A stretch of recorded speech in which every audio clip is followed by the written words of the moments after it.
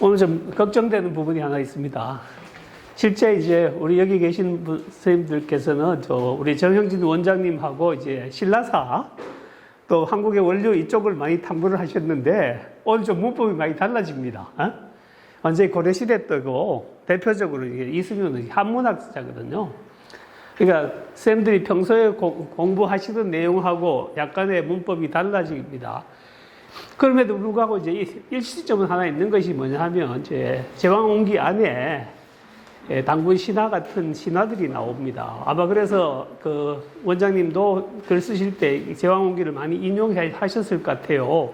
그래서 그런 일치점이 있습니다만은 오늘은 새로운 그 문인, 고려시대의 대표적인 문인 이승윤을 공부한다 이렇게 생각하시면 될 것 같습니다. 그리고 저는 뭐 특강도 여러 번 다녀봤고 학술 발표도 많이 했는데 실제 이제 이승유 이분이 제 석사 논문 주제예요. 86년도 제 석사를 받았는데 그때 이승유의 시문학 고찰로 받았으니까 제 고향이죠. 완전히 학문의 고향인데 이 이승유로 불려다니는 것은 최근에 이제 삼척 지역에서 여러분 불려다녔고 사실 바깥에서 이렇게 특강을 의뢰받기는 처음입니다. 그래서 제 아주 젊은 시절에 아주 고생하던 시절에 번역이 안 돼 있을 때 완전히 아주 힘들게 공부했던 그런 내용입니다. 자, 오늘 이렇게 말씀드릴 수 있는 이승휴와 제왕운기는 제왕은 뭐냐면 황이죠, 그죠? 황제를 말합니다. 황제. 그리고 운기는 운은 뭐냐 시라는 뜻이고 기는 기술이라는 얘기예요. 그 중국의 역대 그 당시 이제 몽고 시대 이전에 금나라까지를 실어서 읊었고 고려를 당군에서부터 그 충렬왕 때까지를 어떻게 실어서 읊은 거예요. 그 시라는 것이 선생님들도 잘 아시지만은 사실은 문학적 상상력을 이렇게 발휘해서 이렇게 주로 쓰는 것인데 이거는 역사적인 팩트를 가지고서 시를 썼기 때문에 그것도 굉장히 종적으로 오랜 역사를 썼잖아요. 그러니까 시비 걸 사람들이 엄청나게 많겠죠. 이 문제는 어떻다, 저 문제는 어떻다 얘기하는 사람 굉장히 많을 거예요. 그럼에도 불구하고 이 작품 자체가 갖고 있는 의미가 상당히 커요. 그리고 실제적인 굉장히 숨겨져 있는 사람인데요. 지금 강원도 삼척이 이제 이분의 외가가 있는 곳이에요.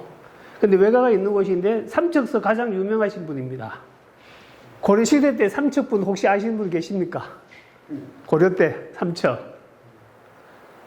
없으시죠? 그러니까 이분은 삼척에서 최고 잘 나가시는 분이고 해서 요즘 행사들도 많고 합니다. 자, 이분의 자는 휴휴고요. 호는 동안거사입니다. 뒤에서 동안거사에 대해서 말씀을 드리겠습니다만 이분은 왜 요 동안이란 말이 안전하게 움직인다 이런 뜻이잖아요. 안전하게 움직인다. 이분은 성품이 엄청나요. 그래서 임금 앞에 대놓고 도상 상소하고 직언을 하다가 계속 파직이에요. 그리고 이제 그 충청도 하고 양광도 알림사 요즘 도지사로 나가갖고 장리 뇌물받은 관리들을 파직해갖고 지금 철원 부사로 이렇게 강등돼 가요. 그러면서부터 이제 동안거사 이렇게 이제 불렀어요, 자기. 그리고 거사라는 얘기는 뭐냐 하면 집에 있으면서 불교를 믿는 신도, 남자 신도. 그냥 보통 그냥 불교 믿는 게 아니라 거의 학자급의, 거의 스님급의 수행이 깊은 사람, 이런 사람을 고려 때는 거사라고 그랬어요.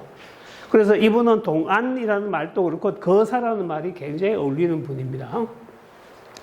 본래 이제 성산부, 성주 출신인데요. 성주이 씨, 벽진이 씨, 가리 씨가 성주에 가면 이 씨들이 한 6판가 그렇게 돼요. 근데 이분은 가리 씨인데 이분의 후손들은 지금 전하지 않아요. 그래서 가리 씨라는 것만 알고 있는데 성산 이 씨의 일파다 이렇게 생각하시면 될 것 같고요. 이분에 대한 연보가 거의 없어요. 없는데 병과시라는 글에 자기 나와요. 9살에 글을 처음 읽기 시작했고 요거는 굉장히 뭐냐 하면 우리는 뭐 읽었다 그러면 책 한 번 읽은 게 읽은 거잖아요. 옛날 분들은 읽은 게 뭐야? 다 외워야 읽은 거야. 그러니까 9살 읽었다는 얘기는 뭐냐 하면요. 12살에 좌전하고 주역을 공부했으니까 9살에 읽은 게 아니라 9살이 어떻습니까? 엄청나게 그 공부를 많이 열심히 한 거죠. 그죠? 이때 뭐 보통 논어명자 다 읽었다는 얘기예요. 그러니까 천재였죠. 그리고 이제 희종의 삼남 원정곡사의 방장에서 명류 신서역의 주역 자전을 공부했다. 그리고 이제 14세에 부친이 별세에서 종조부에게 의탁해서 이렇게 공부를 했어요.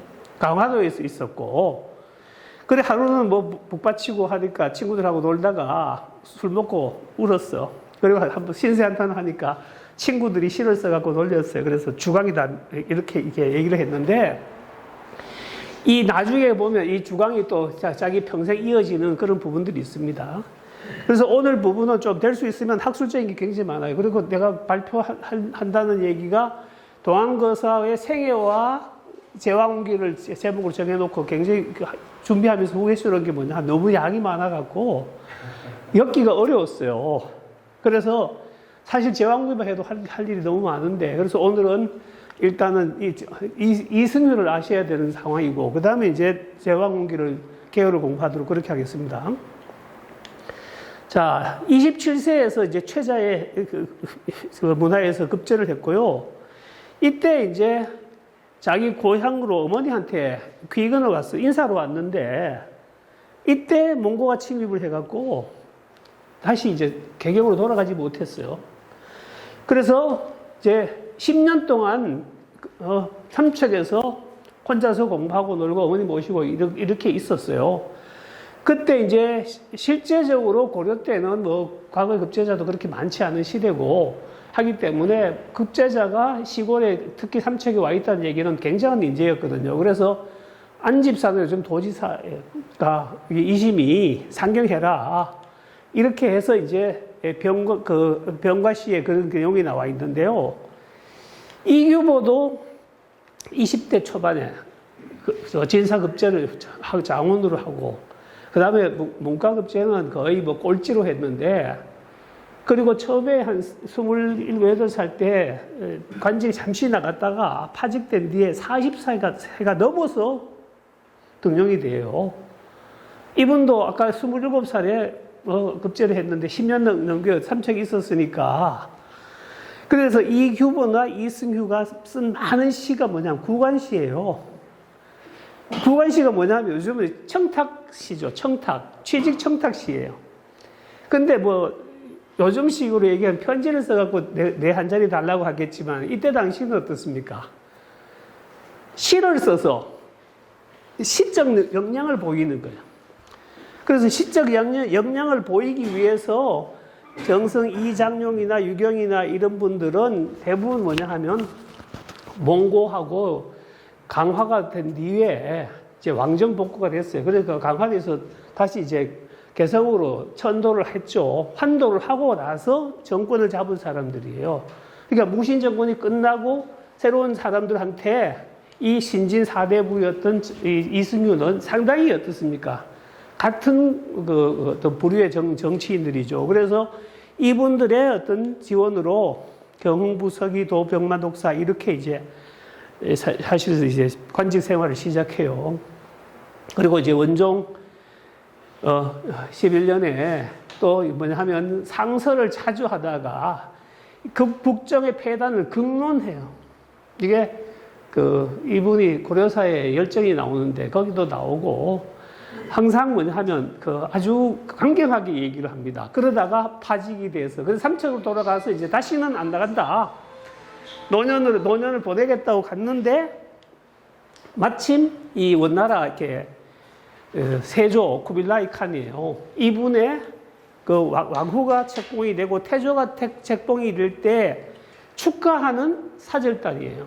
그게 바로 하진사예요. 축하한 하진사. 이때 뭐냐 하면 이 이승휴를 어떻습니까? 여기 삼별초에 난 때 강화도의 억류대에 있다가 이승휴가 탈출을 해요. 그리고 이제 원종에게 개척을 하는지 이렇게 하면 삼별초를 칠 수 있습니다. 그렇게 했는데도 그걸 이제 밑에 의정부, 그 정부에서는 저걸 지키지 못했어요. 그냥 넘어갔었는데 이때 이제 하진사를 뽑을 때 이 서장관리를 뽑는데요.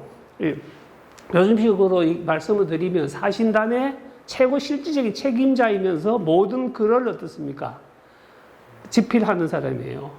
그러니까 정사가 있고 부사가 있고 그다음에 서장관인데 서장관은 모든 문서를 여기서 다 이 사람이 다 작성하고 모든 통제를 다 해요. 총무과장 겸 뭐냐 하면 총무부처장이나 그런 격을 갖고 있으면서 뭐냐 하면 모든 글을 다 하기 때문에 이 사람은 항상 글을 최고 잘 쓰는 사람을 보냅니다.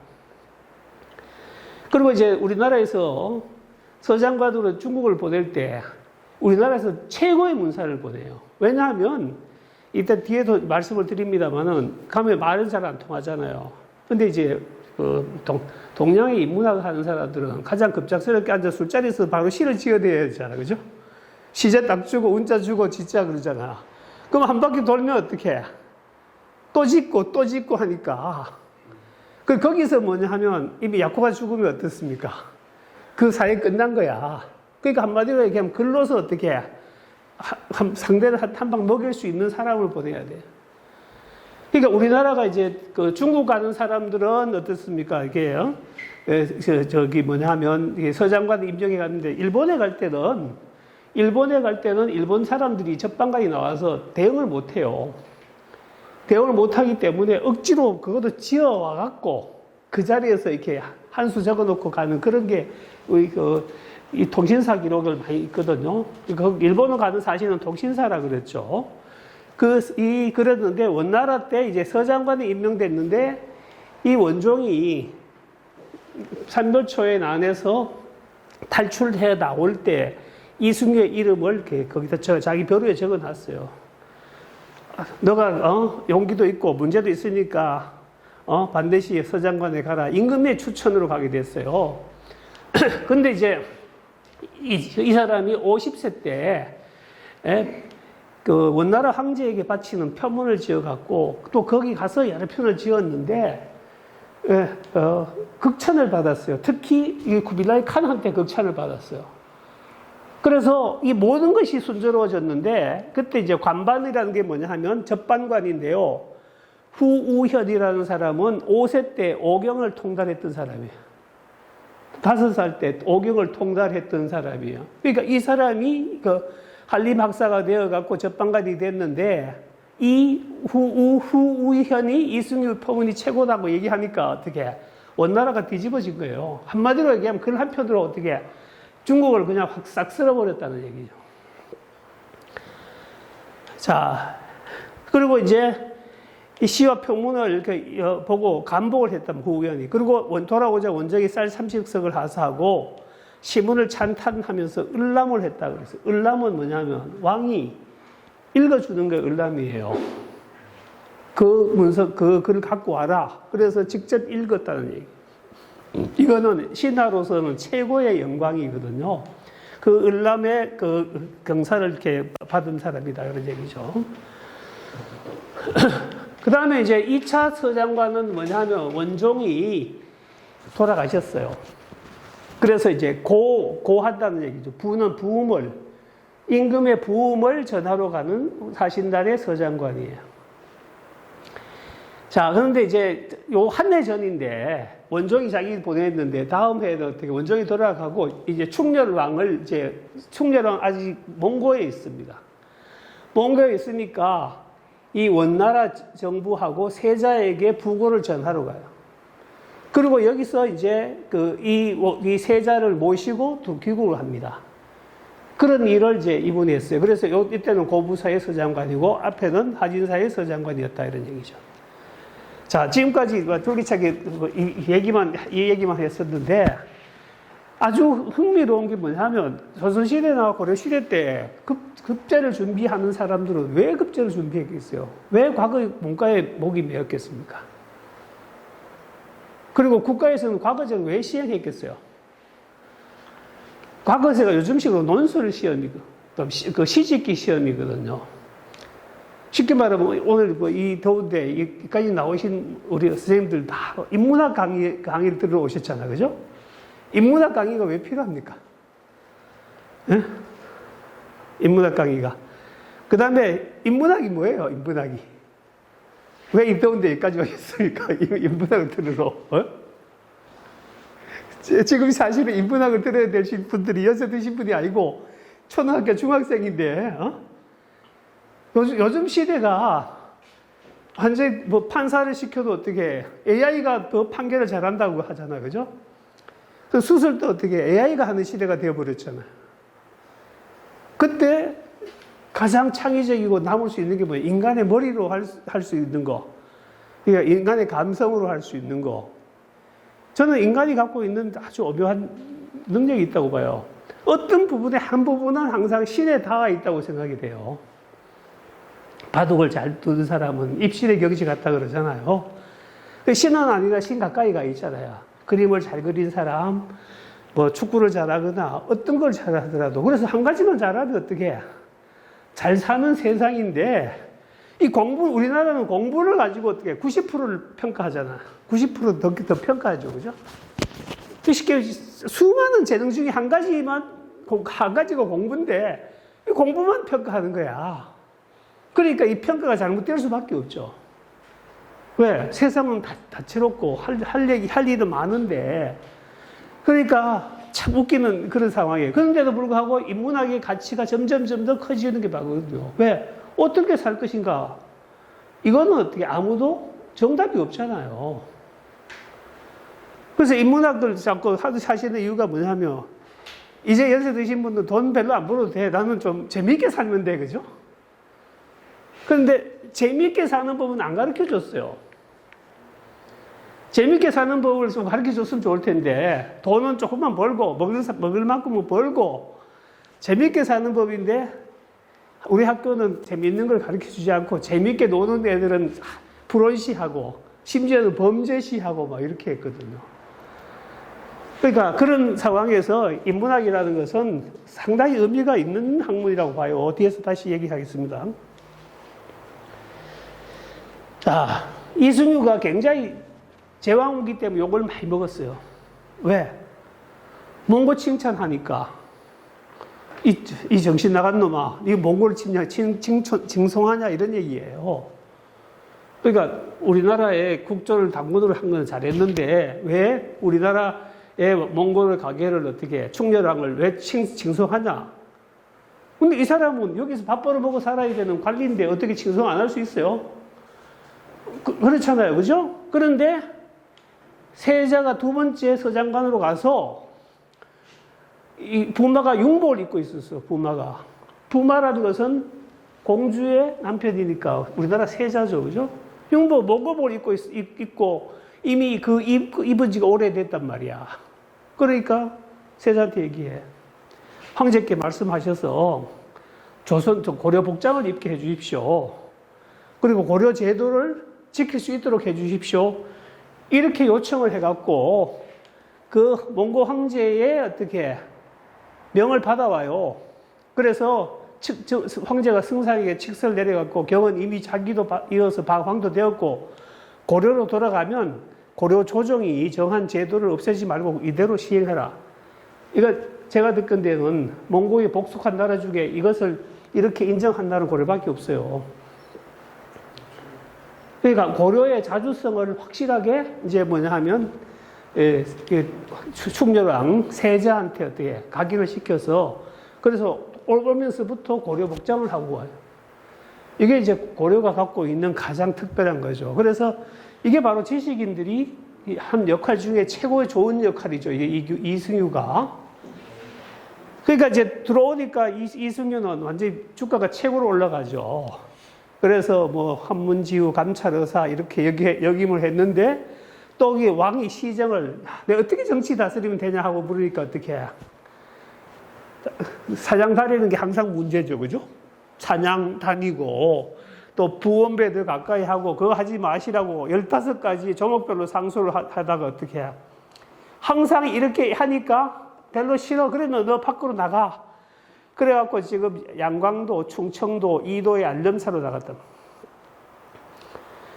거기 가서 장리, 부정한 관리, 칠명을 탄핵하고 가산을 정몰하고 이렇게 이게 아주 강력한 대처를 하니까 걔들이 또 연줄이 있을 거 아니에요.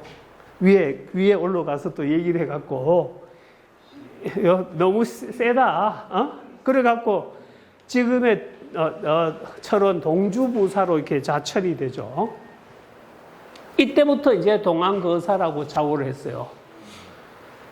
그리고 조금 있다가 다시 이제 그 전중시 지어사로 했을 때 또 시사를 가지고 10가지 시사를 어떻게 상소해.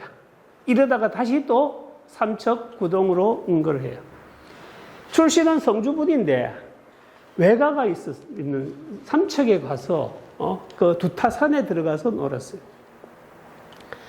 이게 이제 이 사람의 전체적인 그 중에서 뒤에서 나옵니다만은 관리한 지 17년밖에 안 했어요. 나머지는 항상 어떻게 파직되고 늦게 임용되고 이래갖고 항상 뭐냐 하면 이 삼척에서 있었죠. 삼척 이렇게 용안당을 짓고 그 다음에 이제 사마사에서 10년간 불서를 빌려보며 제왕운기와 내존력을 저수를 했는데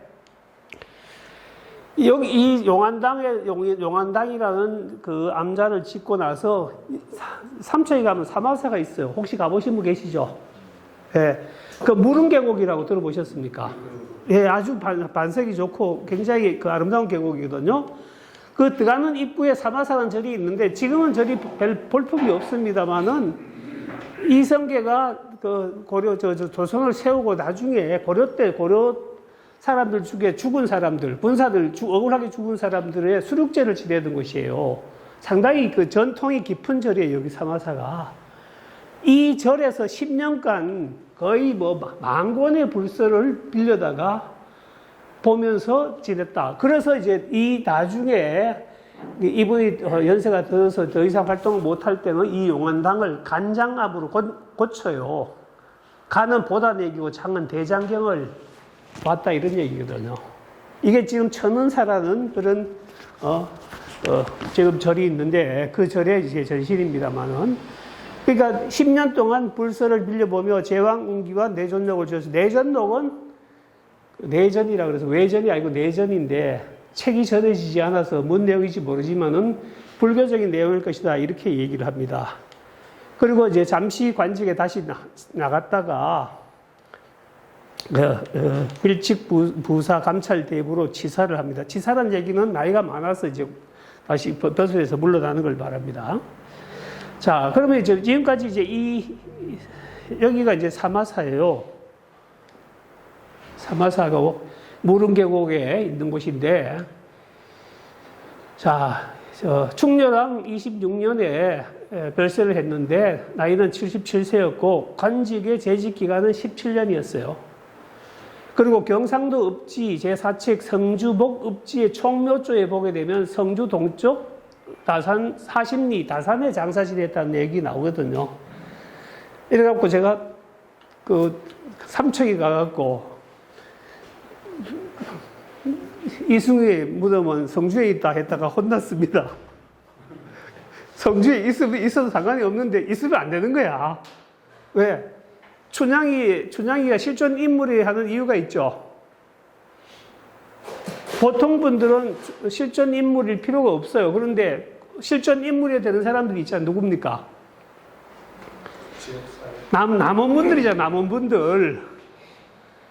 남원분들은 그 사람이 춘향이가 실존 인물이어야 하는 거야. 우리는 실존 인물이 아니어도 상관이 없어요. 근데 제가 그 남원에 가서 그 세미나 할 때 토론자로 갔는데요. 가서 이제 아주 남원 사람들을 한 방에 제가 펜으로 만들었는데 그 이유가 뭔지 아세요? 포항제철이 100년 후에도 있겠습니까? 포항제철이 100년 후에 그 자리에서 영업하고 있을까요? 아니, 뭐 현대중공업은요? 근데 남원의 춘향전은 살아있겠습니까? 살아있죠, 그죠?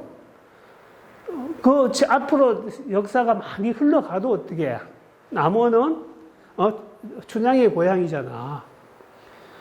그 문학 한편으로 어떻게 세상을 흔들어 놓은 작품이 뭐야? 춘향전이잖아요. 그래서 제가 이 얘기까지 했지. 우리나라 문학 작품을 다 버리고 한 편만 고르라고 하면 어떤 게 뽑힙니까? 그랬죠. 어떤 게 뽑힙니까, 선생님? 정답은 제가 남원서 얘기하니까 주장전이잖아요, 그죠? 근데 남원서 안 해도 어떻게 한 편 뽑으라고 어떤 겁니까? 시대를, 종횡으로 다 해서 한국과 관련된 문학 작품 한 편. 한 편 외에는 다 없앤다고 생각합시다. 그러면 실제 문학 작품성도 좋아야 되지만 또 뭐가 있어야 되겠어요? 인지도 있죠, 그죠? 교과에서 실제적 인지도 있고 그냥 일반인들도 알아야 될 거 아닙니까? 그러면서도 문학이나 사상이나 보편성을 갖고 있어야 되잖아. 그건 주장전 한 편이잖아요. 그러면 제가 만약에 대한민국의 모든 문학 작품을 다 없애고 한 편 남으면 그 남아있는 게 남원입니다. 그래서 제가 술을 여러 잔 얻어먹었겠죠, 그죠? 자, 실제 이제 그 문학이라는 그 가치가 바로 그런 데 있거든요. 남원에 만약에 춘향전이 없으면 내세울 게 뭐 있습니까? 추어탕? 네? 그 남원에 가면 또 김시습의 만복사 저 포기가 있거든요. 그래서 문학 작품이 다른 게 아니라 실제 경주를 노래하고 한 것 중에서 신라의 달봄 외에는 없잖아요. 근데 그건 시효가 좀 지났잖아, 그죠? 그러면 새로운 경주의 찬가가 나와야 되잖아요. 근데 수많은 사람들이 경주를 다녀가고 경주에 대해서 수많은 사람이 읊었는데 대한민국 사람들이 다 알고 노래할 수 있는 아리랑 같은 노래가 경주 노래가 없잖아요. 그러니까 쉽게 말하면 문화라는 것은 우리 인생을 굉장히 윤활유를 만들어주거든요. 밥은 3끼만 먹으면 되지만 노는 것은 재미있게 놀면 어떡해. 인생이 굉장히 즐겁잖아요. 그러니까 지금 이 성주 동쪽 40리 다산에 장사 지냈다 요 얘기하니까 삼척사람이 되게 싫어하는 거야. 그래서 이런 설도 있다. 그리고 삼척사 무덤을 찾으라니까 있겠습니까? 이게 이 정도 있다면 급지가 뭐 조선 중기쯤에 제작됐다면 아마 그때 당시에도 이승희의 무덤은 아마 관리가 됐을 가능성이 있죠, 그죠? 자, 그 다음에 이제 이분은 관직에서 간관이죠. 임금의 잘못을 간증하는 신하였어요. 직책 자체가 그렇고 성격이 그렇고 그 다음에 제왕 옹기는 어떻게 글로 쓰는 간증이야. 글로 임금 노릇 똑바로 해라. 쉽게 말하면 지금 어떤 시인이 이승만에서부터 문재인까지 제왕 옹기를 쓴다고 한번 생각해 보세요. 그럼 어떻게 쓰겠습니까? 잘한 건 드러내고 못한 것은 어떻게 드러낼 거 아닙니까? 그랬을 때 어떻게 이 제왕옹기도 결국은 이 사람이 갖고 있는 간관으로서의 역할이에요. 임금 똑바로 해라. 왜? 이 많은 임금 중에서 본받을 사람이 누군지 한번 보십시오. 이런 얘기거든요. 그 다음에 외교문서 작성자. 아까 표문. 표문은 가장 대표적인 게 뭐냐 하면요. 제갈량의 출사표 있잖아요. 출사표. 군사를 내면서 자기의 생각을 발표한 거거든요. 그러니까 외교문서 그 표문인데 이 사람의 역할이 17년동 관직생활에서 가장 두드러지는 게 뭐냐면 관관으로서의 역할이고 외교문서 작성자로서의 역할이에요. 근데 삼척에는 이런 어떤 사례가 있냐면 이분은 책 보다가 심심하면 나가셔갖고 자기가 쓰고 있던 이 당근을 벗어갖고 막걸리를 거기다 걸러서 먹으면서 꽃나무 가지고 세면서 이렇게 먹었다. 이런 이야기가 전해져요.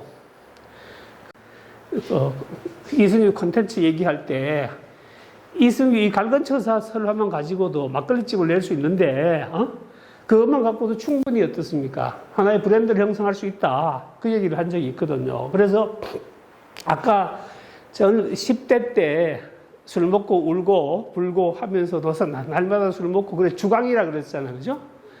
근데 실제적으로 이분이 해온 법이 이 강관으로서 아주 꼬장꼬장한 선비잖아요.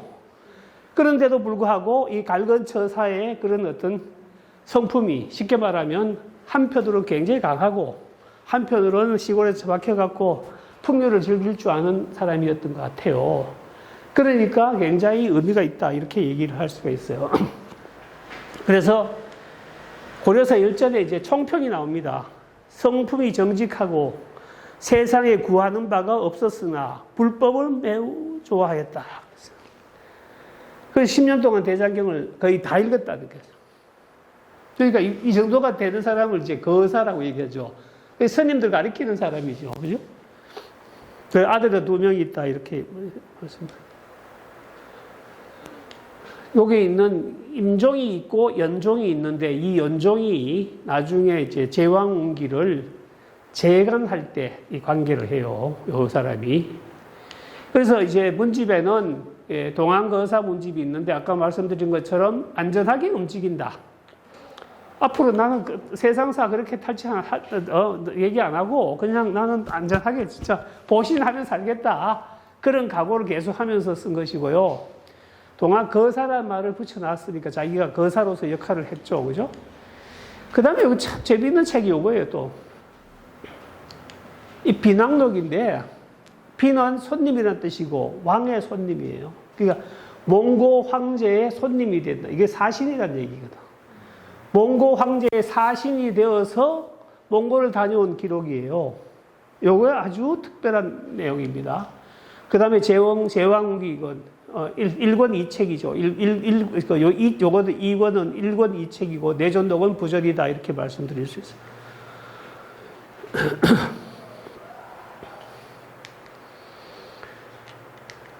그 다음에 이제 아까 말씀드렸던 용안당이라는 것이 간장암이죠. 암. 그 다음에 지금은 천은사가 되어 있습니다. 그 다음에 이제 그 천은사 군내에 동안사, 그 사당을 이렇게 만들었어요. 그 기념사업회가 이제 2008년 9월 달에 만들어졌고, 그 다음에 이승휴 선양회도 조직이 되었습니다. 그리고 이승휴 문학상도 제정이 되어서 그 매해 주지는 않고 2년인가 3년에 한 번씩 주는 것 같은데요. 3회 때는 무산 스님이 수상을 했습니다. 그리고 매년 10월 달에는 이승휴 추모제, 그 다음에 이게 동안대제를 거행하는데 올해가 이제 제왕후기 집필 720주년이에요. 그래서 아마 크게 할 것 같습니다. 여기 이제 동안사, 천은사 안에 있는 동안사라는 사당입니다. 요즘 세운 겁니다. 그 다음에 이제 이승휴는, 자, 우리 무신정권을 얘기하죠. 그죠? 최충원의 무신정권. 무신정권, 여러 차례 이렇게 정권을 업체를 비추하겠습니다만, 무신정권이 갖고 있는 순기능이 한 가지 있어요. 뭐냐? 여기도 뒤에도 나옵니다만은, 이승휴가 신라기를 쓸 때 굉장히 신라를 칭송을 많이 해요. 거기서 뭘 얘기하냐면, 신라에 있었던 그 관직을 받아간 사람들 그대로 다 그 자리에 임정했고, 그 관복을 다 그대로 입게 했어. 그 직책을 다 줬다는 얘기예요. 쉽게 말하면 고려가 통일을 했지만은 고려 왕실은 신라가 먹어버렸어요. 그 김부식의 집안은 직원고가 뭐 한 7, 8명이 돼요. 김부식의 집안에. 할아버지부터 김부식 손자까지 직원고는 뭐예요? 과거 시험관이에요. 과거 시험관. 그러니까 요즘은 우리가 학교 가서 교수한테 배우면 뭐 제자 스승이 되잖아요. 이때는 뭐냐면 그 사람이 뽑을 때 합격하면 그 사람이 제자예요. 문생과 자주라는 건데 그 시험에 합격하면 그 사람이 제자가 되는. 그러면 김부식이 집안에 어떻게 해? 고려의 문벌들이 얼마나 많았겠습니까? 밑에 있는. 그러니까 이 사람들을 다 제거했으니까 어떻습니까? 이승휴가 나올 수 있었던 거예요. 이규보가 나올 수 있었던 거예요. 제가 이승휴는 석사로 썼고 이규보는 박사를 썼어요. 자, 그러니까 이승휴 같은 사람은 고려의 신진사대부라 그래요. 그 아주 호족이나 아주 문벌이 화려한 집안 출신이 아니고 대부분 뭐냐 하면 아버지가 지방의 이제 호장들이에요. 요즘식으로 얘기하면 뭐 시골에 한 뭐 면장 정도 되는 사람들이죠. 그런 사람 출신들이 조금 올라가서 군수 정도 하고 그런 정도의 자녀들이 과거 제도가 도입되면서 어떻습니까? 과거로 나가는 거예요. 그래서 이런 사람들을 관인형 지식인, 사는 독서인이고 대부는 관리를 뜻하는데 사대부는 결국 학자적인 관료를 얘기합니다. 이 사람들은 지역에 기반을 하고 있어. 그 집안에 땅이 있어. 큰 부자는 아닌데 먹고 살고 공부할 수 있어요. 그리고 이제 나가서는 어떻습니까? 경제적 그 기반을 가지고서 어떻게 글도 잘 쓰고 관리도 잘해요. 행정 능력도 있어. 이런 사람들이 뭐냐? 무신 정권에 의해서 벌렬들이 다 쫓겨나갔을 때 백화제방으로 피어나는 거야. 이게 바로 무신 정권이 고려에게 준 가장 최고의 어떠세요? 혜택이에요. 순기능 중에 하나예요. 이기보 같은 사람도 어떻게 해? 그래서 나올 수 있었던 거예요.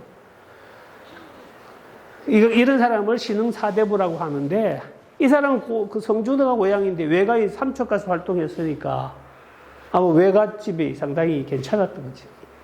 거기에 어떤 경제적 기반이 있었다는 거 말이죠. 요즘도 그렇고 옛날도 그렇고 특히 옛날은 다죠. 경제적 기반이 없으면 어떻습니까? 공부를 할 수가 없잖아요. 우리가 알고 있는 이황 쌤도 굉장히 뭐냐 하면 이렇게 재테크에 밝았어요. 이분은 완전히 뭐냐 하면 그냥 학자 수준이 아니고 보통 투기꾼 수준의 아주 굉장한 능력을 갖고 있어요. 그리고 정약용 선생도 굉장히 재테크에 밝아요. 어떻게 하면 먹고 살면서 공부할 수 있는가를 굉장히 고민했던 거야. 그러니까 백면서생이 아니었어요. 그러니까 보통 사람들은 그분들이 아주 백면서생으로 알고 있는데 그렇지 않아요. 상당히 그 재테크에 밝았던 분이에요. 그리고 어떤 학파를 유지하고 이렇게 하려면 경제적 기반이 없으면 힘들었거든요. 그래서 우리가 알고 있었던 게 그냥 단순히 저분은 뭐 풀리만 먹고 살았겠다 이건 아닌 것 같아요. 그래서 이런 그 재향 지주로서의 어떤 기반을 가지고 어떤 시대적 흐름을 타고 나갔는데 어려서부터 체계적인 교육과 좋은 스승을 만나서 그야말로 제대로 된 학자로 성장할 수 있었다 이렇게 말씀을 드릴 수가 있을 것 같습니다. 그 다음에 이제 도안거사 문집은 앞에는 일부가 있고 뒤에는 1, 2, 3, 4권은 이제 시집이고요. 그 부록에는 비낙록이 붙어 있습니다. 자, 그 다음에 이제 비낙록은 말씀을 드리자면 우리나라에서 사신을 엄청나게 많이 갔어요. 1년에 몇 번씩 조선시대만 해도 갔다 오면 3달 정도 걸리거든. 지금 북경 갔는데 걸어가잖아, 그죠? 뭐 일부는 말을 타고 가지만은 집을 많이 갖고 가고 그 다음에 걸어가는 사람도 있고 하니까 계속해서 걸어가야 되니까 지금 시내주까지 가는 데만 해도 거의 열흘에서 보름 걸리고 거기서 이제 북경까지 갔다가 다시 걸어 나오니까 엄청나게 많이 걸리는데요. 임기중 선생이 동대 우리 선생님인데 원대 연행록은 한 건 남아 있어요. 근데 몽골 시대 때 얼마나 많은 사신이 갔겠습니까? 근데 이 승림하에 2번 갔다 왔는데 매년 수십 번씩 왔다 갔다 했어요. 그런데 명대는 138건이고 청대에는 286건이고 그 전체 이분이 연구할 그때까지 한 10년 전 됐는데 407건이 이제 연행록이 현존해요. 그런데 이 연행록 중에 하나가 유명한 뭐가 있습니까? 열하일기. 예. 열하일기가 왜 유명할까요? 열하일기가 유명한 이유.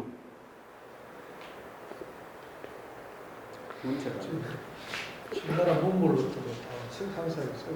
근데 다 전날에 갔다 왔잖아요. 이 사신들 다 갔다 왔는데. 매우 상세하게도 적었고, 특별한 게 있어요. 뭐냐 하면요. 지금 우리가 뭐 일본을 여행 가잖아요. 그럼 가이드가 설명을 하죠. 그럼 우리 기획문은 뭐예요? 가이드 얘기한 것만 적어 오잖아요. 그러면 여행기 적은 사람은 3편 여행기 읽으면 똑같은 내용이야. 그러니까 우리나라 조선 중기 이후에 청나라 갔다 온 사람이 얼마나 많겠어요. 여행기가 넘쳐나. 근데 볼 게 없어. 왜? 쉬는데 또 쉬고, 자던 집에 자고, 먹던 음식 먹고 오고 하니까 서너 번 여행기만 읽으면 어떻습니까? 내용이 없단 말이야. 근데 박지원의 열하일기는 뭐냐 하면 이 사람은 그때 정사 박원명이 부마예요. 그때 자제 군관을 따라 한마디로 얘기하면 시동이야. 심부름하는 집안 아이야. 그러니까 임무가 없어. 그러니까 이 사람은 여행단에 그대로 쫓아갈 필요가 없어. 그냥 끼어만 있으면 돼. 탄력만 안 하면 되는 거야. 그리고 두 번째, 이 사람은 그야말로 뭐냐 하면 전형적인 태양인이에요. 지가 하고 싶은 대로 하는 놈이야. 그러니까 밤이 되면요, 일찌감치 밤 잔다 하고, 밤치기에 넘어가갖고, 동네 문 두드려갖고, 거기에 있는 선비들하고 필담을 나눠요. 그래갖고 뭐라고 얘기하는 거예요? 야, 명나라 어떻게 생각하냐? 청나라 시대 때 명나라 어떻게 생각하냐? 이 얘기 묻는 거야. 그러니까 가짜지도 않을 거 아니에요. 그러면 우리나라 사람한테 북한은 어떻게 생각하니? 하고 물으면 뭐라고 하겠습니까? 조선놈이 와갖고. 그러면 이렇게 답을 필담하고 어떤 사람 이걸 먹어. 그 사람, 중국 사람이.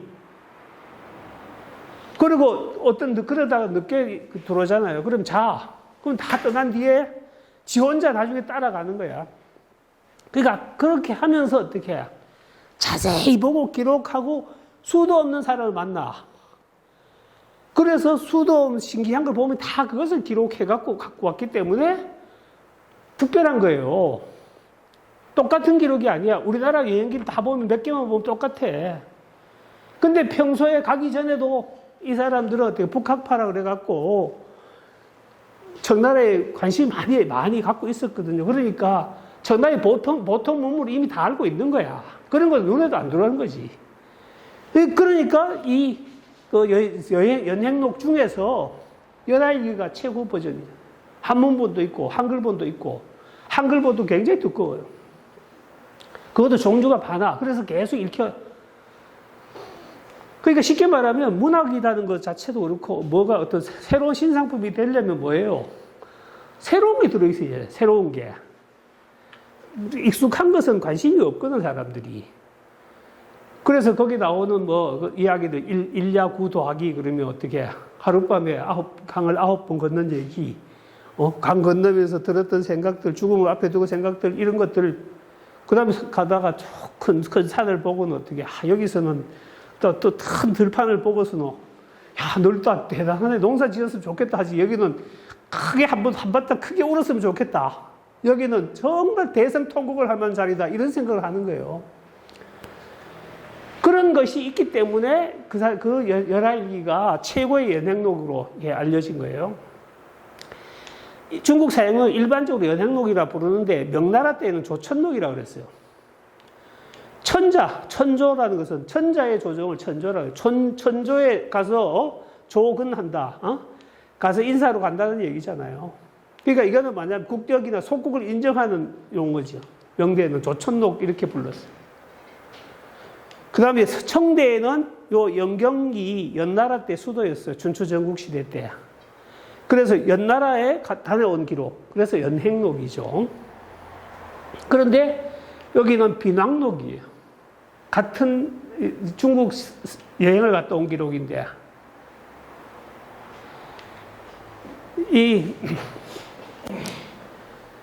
여기 연행록은 여기다 빈자는 손빈자잖아요. 그러니까 시경 농명작에 보면 가빈의 의미로 쓰이는데 이 가빈은 뭐냐 하면 사신을 얘기해요. 그래서 사신은 임금을 대신해서 그 나라의 영광을 살피고 왕의 빈곡으로 예우됨이 이롭다 요런 구절이 나오는데 여기서 이제 따가온 거예요. 빈 왕 요걸 따가온 거예요. 그러니까 한마디로 얘기하면 뭐야? 나는 몽고의 몽고 임금의 황제의 손님으로 다녀왔다 이런 뜻이. 어떤 게 최고 좋은 용어 같습니까? 조천록이 좋습니까? 연행록이 좋습니까? 비낙록이 좋습니까? 그러니까 자긍심이 들어있잖아요. 그죠? 그러니까 어느 선택 하나에 어떻게 이 사람은 뭐예요? 일본에 붙어 먹는 부일배다, 몽고에 붙어 먹는 부원배가 아니에요. 완전히 어떻게 자주파야. 그 고려를 위해서 굉장한 생각, 이런 용어 하나에 보면 확실히 들어있고, 자기가 잘 나갈 때, 몽고 사시들로 가서 몽고 황제가 내 글을 보고 3번이나 칭찬했다. 이걸 갖고 자존심을 먹고 사는 사람이에요. 대단하죠? 응? 자.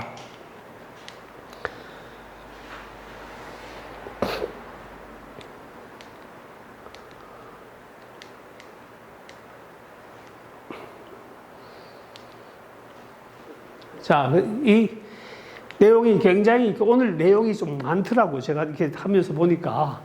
왜냐하면 이 배당록 한 개만 갖고 해도 되는데, 시켜놓고 보니까 문제가 있어. 그래서 좀 번정히 한번 나갈게요. 자, 원나라 세조 쿠빌라이 칸이에요. 이 사람이 황태후와 황태자를 책봉한다는 소식을 듣고, 원종이 왕종을 하진사로 보낼 때, 이제 이 서장만 갔는데, 이승윤은 청춘의 꿈이 뭐냐 하면요, 운몽택은 청춘의 꿈인데 이것이 한림원 관원이에요. 자, 젊어서부터 이 사람은 글 쓰고 하면서 나는 뭐냐, 한림원의 관원이 되겠다.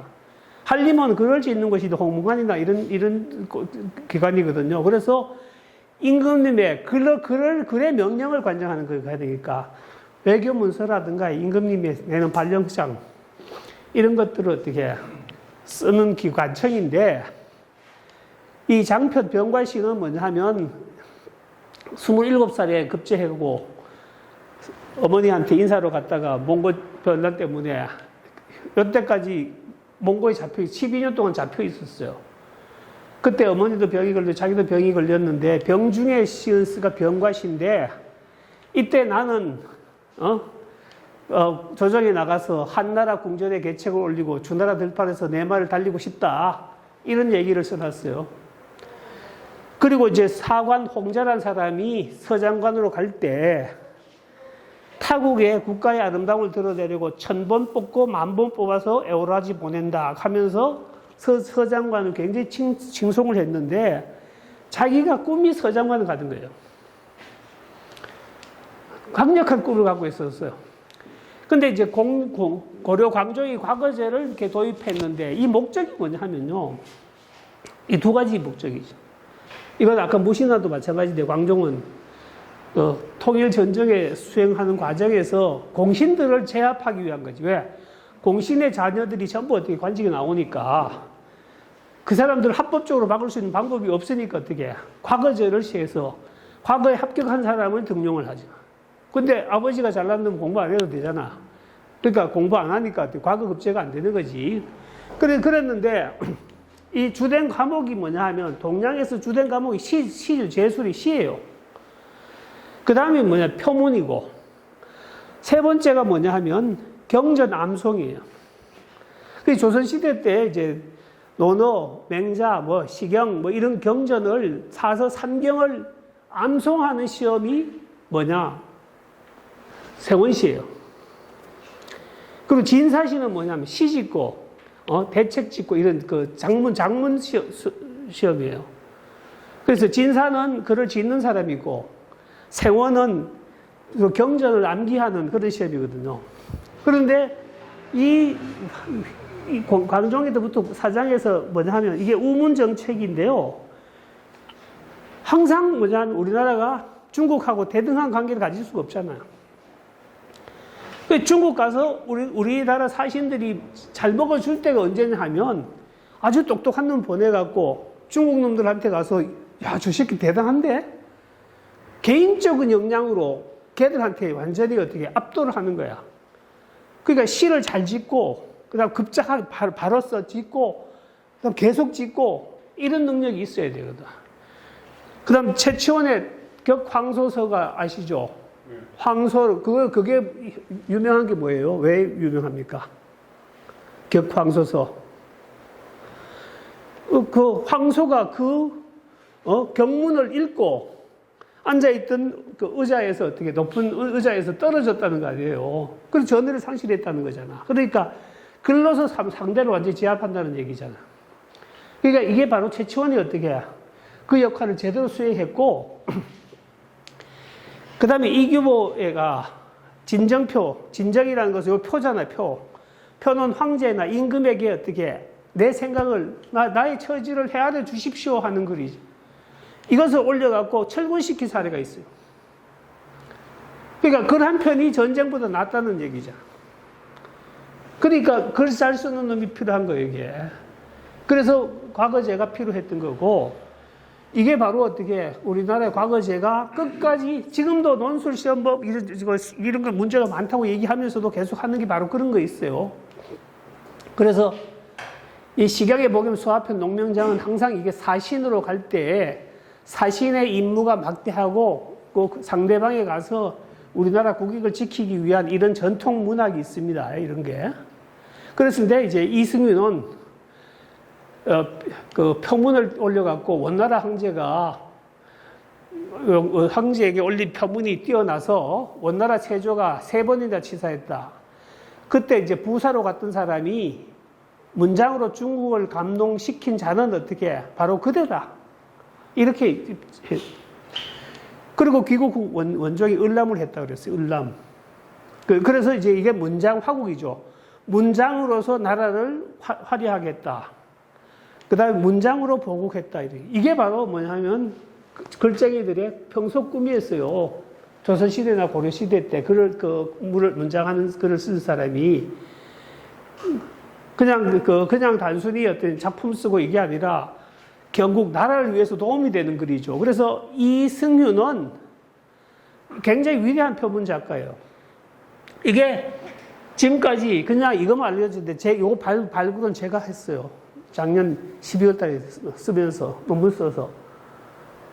이거 지금까지 이런 사실은 알려졌는데, 진짜로 이 정도로 유명한지는 그렇게 알려지지 않았거든요. 자, 이규보 문집을 살피다 보니까 동지화 8관해 때 정부에서 101장을 시켜. 다 지어갖고 올려라. 이렇게 해서 뽑았는데 그때 2번이나 2등상을 탔다는 자기의 기록이 있어요. 이거 왜 이렇게 작성하냐 하면 몽고의 사신을 보내거나 글을 보낼 때 이 국서를 써야 되잖아요. 국서를. 근데 국서가 잘못되면 어떻게 사신 다닐 것뿐만 아니라 왕권도 휘청거린단 말이에요. 그러니까 얼마나 이게 중요하겠어요. 그런데 나중에 이승규가 왜 이게 그렇게 중요하냐면요. 원종이 임년이라는 반란군이 일어나서 원종을 폐위를 시켜요. 폐위를 시키고 다른 사람을 이렇게 임금으로 옹립을 했는데 세자 충렬왕이 몽고에 있다가 들어오다가 압록강 주위에서 그 얘기를 듣고 다시 들어가요.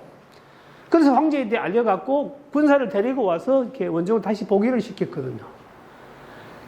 그러니까 이게 얼마나 표가 중요하겠어요. 왕권의 절대적인 상황이죠. 왕권의 입장에서는 글을 잘 쓰는 사람이 절대적인 상황이에요. 그러니까 문장을 중요하는 그 하사, 그 다음에 여기 하사는 축하하는 표문. 그 다음에 이제 보통 표문은 아까 진정 같은 것은 우리 억울함이 있거나 뭐 들어달라고 할 때 쓰는 겁니다. 자, 지금까지는 이제 정리를 하겠습니다. 이승유에 대해서 얘기를 했고, 이승유는 그야말로 고려 중후기죠. 태어나서 1224년 태어나서 1300년까지 이렇게 77년의 인생을 살았는데, 이렇게 극적으로 문학적인 영향을 발휘한 분이 많지 않아요. 근데 저는 지금 보면 우리가 일제시대 때도 당했지만은 몽골시대 때는 중국 쪽으로 굉장히 트여 있었어요.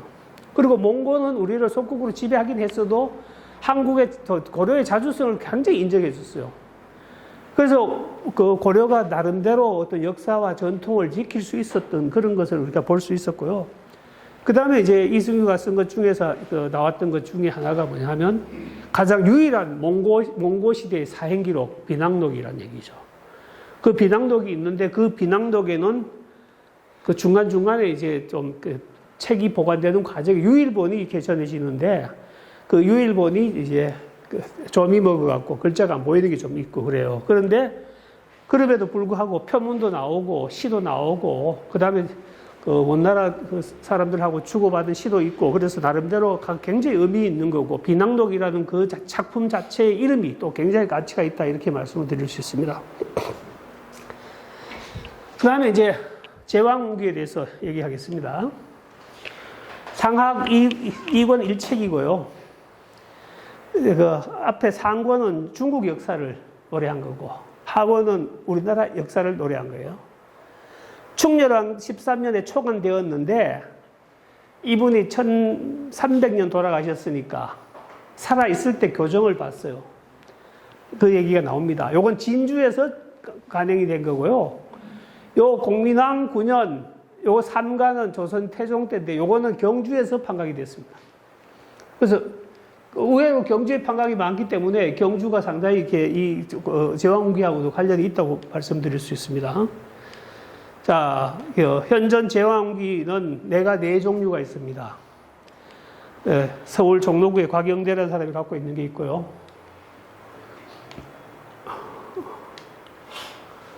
그 다음에 이제 서울 동국대 도서관에 있습니다.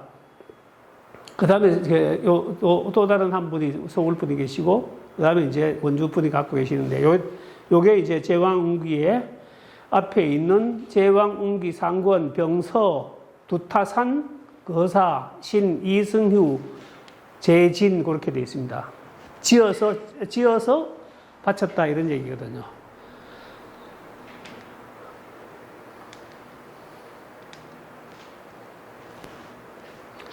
자, 일단은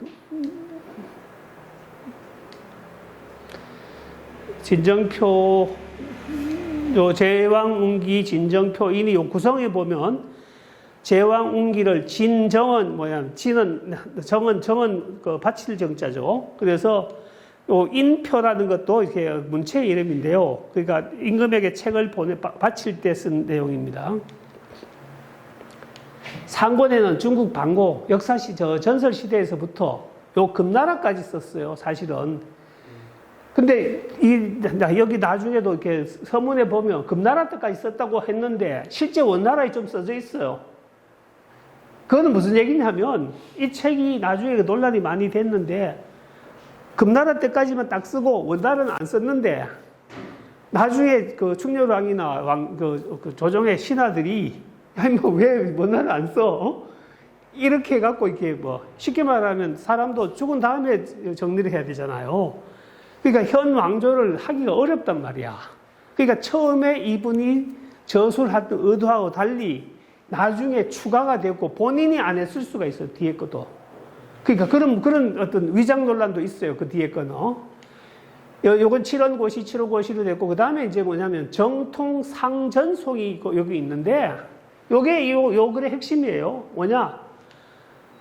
왕조가 정통으로 내려온 것만 했단 말이에요. 정통으로. 반개. 몇 년 하다가 사라진 것들, 큰 메이저가 아닌, 메인스트림이 아닌, 이런 것들은 다 어떻게 제거하고 했다, 이런 얘기예요. 그래서 이제 이 상권에도 서문이 있고, 하권에도 서문이 있는데, 요게 이제 뭐냐면, 지리기, 그 다음에 전조선기 발해가 나오고요. 그 다음에 여기 본조군왕 세계연대, 그 다음에 동국군왕, 여기가 빠진 게 동국군왕 세계연대가 있어요. 동국군왕, 그는 우리나라 전체에 대한 당군에서부터 쭉 내려오는 게 있고요. 요거는 뭐냐 하면 이제 고려예요. 선대기는 왕건 이전이고, 역대기는 왕건에서부터 충렬한 이전까지고, 요거는 금대기는, 여기는 7원 고시로 하다가, 요거는 5원 고시로 썼습니다. 그 다음에 세계도, 그 다음에 후제, 요게 진주목에서 초판할 때 이제 후제로 쓴 것이고, 그 다음에 이제 여기가 이 차남 이연종의 조카 사위가 안극일이라는 사람이 경상도 안찰사가 됐어요. 그때 이제 이 서삼촌이 하려고 하다가 못한 걸 자기가 하겠다 해서 이제 경주에서 개판합니다. 공민왕 9년이고. 그 다음에 뒤에는 뭐냐면 요 태종이죠. 태종 14년에 경주에서 중간했습니다. 그래서 요거는 여기서 판을 갖고 와서 한 게 아니고 여기서는 개판을 했어요. 새로 만들었고 여기서는 이제 보각을 한 것 같아요. 중간을 한 것 같아요. 판이 있는 걸 고쳐서. 자, 이게 좀 여기에 못 맞춰서 죄송합니다만 여기 이제 이 제왕운기가 갑자기 나온 게 아니고 어떻게 나왔는가 그걸 이렇게 말씀을 드리려고 해요. 자, 역대가가 있고 동명왕편이 있고 개원, 천보, 영사시가 있고 제왕운기가 있는데 이규보가 동명왕편을 지었어요. 26세 때 지었고 고주몽 동명성왕의 이야기고 그 다음에 이제 개원, 천보, 영사시는 당현종이 정치를 잘할 때 개원에 치댁 있고 그 다음에 양귀비를 만나서 나라 엉망을 다스릴 때 그때 연호가 이렇게 뭐냐면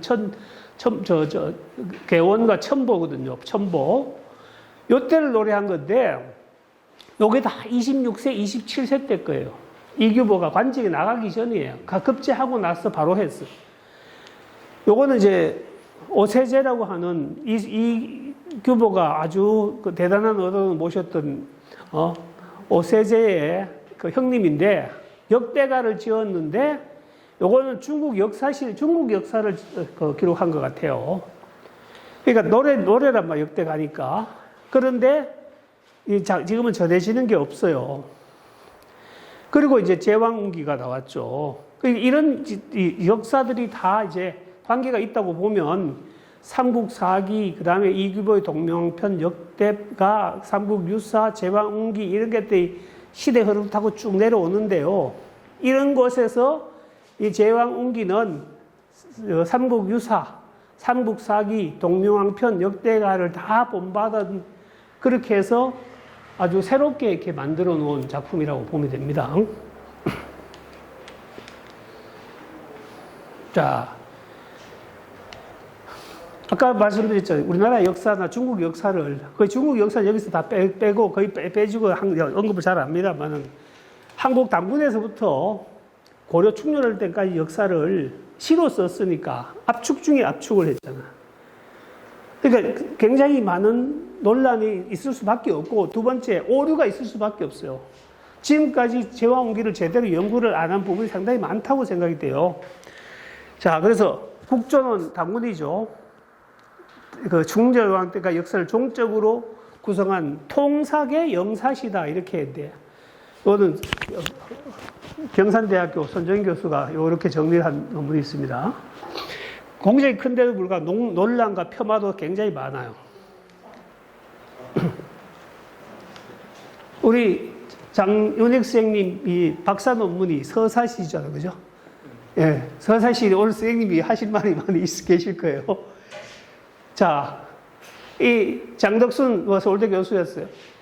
제왕운기는 12, 3세기에 훌륭한 서사시다 그랬고 이우성은 성대 교수였는데 민족 서사시로 이병기는 가사체 문학의 원형을 그 다음에 한중 양국의 역대 흥망을 영술한 역사시 이렇게 해서 그 다음에 김영태 동대 불교과 교수는 제왕운기는 삼국 유사와 비슷하다 이렇게 이제 좋게 평을 한 부분이 있어요. 근데 여기서 가장 논란이 되는 게 뭐냐면 서사시에 대한 얘기거든.